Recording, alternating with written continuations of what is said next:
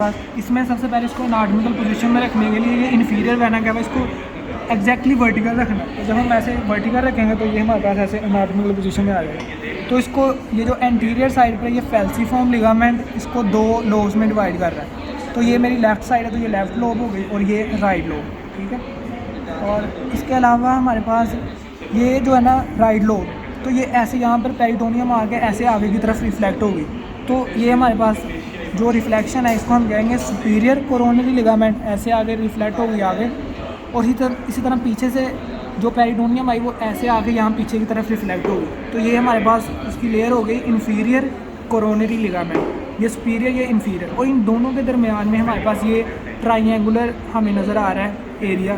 तो this one is the bare area of liver, इसकी base ये इन्फीरियर वेना कैवा बना रहा है। फिर बार ये और ये जहाँ पर ये दोनों मिल रहे हैं तो ये हमारे पास एपेक्स है ट्राइंगल। तो यहाँ पर क्या होगा हमारे पास ये राइट साइड है तो ये राइट ट्राइंगुलर लिगामेंट, और इस तरह जो है वो ये लेफ़्ट ट्राइंगुलर लिगामेंट हो जाएगा। इसके अलावा बाकी लिगामेंट्स की बात करें तो ये ऊपर वाली तरफ जो है वो हमारे पास ये लिगामेंटम जो ऊपर है वो विनोजम, और जो नीचे है वो लिगामेंटम टीरिस, ठीक है।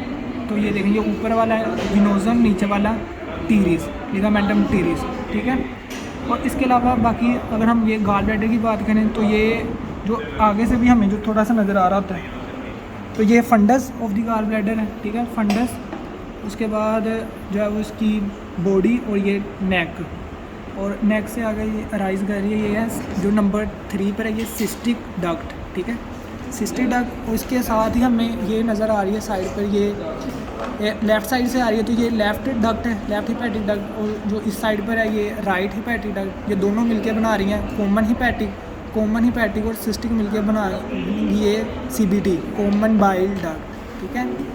इस तरह ये इन्फीरियर वेना क्या है, इन्फीरियर वेना के साथ ही ये हमारे पास जो है ये पोर्टल वेन है। पोर्टल वेन की एक ब्रांच ये लेफ़्ट साइड पे चलेगी जो लेफ़्ट ब्रांच इसकी, इसी तरह ये राइट साइड पे चलेगी तो ये राइट ब्रांच। इसके अलावा ये इसके पीछे ये प्रॉपर हिपैटिक आर्टरी है वो भी 2 में डिवाइड हो रही है। जो लेफ़्ट साइड पे चलेगी वो लेफ़्ट इसकी ब्रांच है, जो राइट साइड पे आ गई वो इसकी राइट ब्रांच है। सेम इसी तरह ये नज़र आ रही है ये राइट है, राइट से एक ब्रांच राइज हो रही है, ये है सिस्टिक आर्टरी।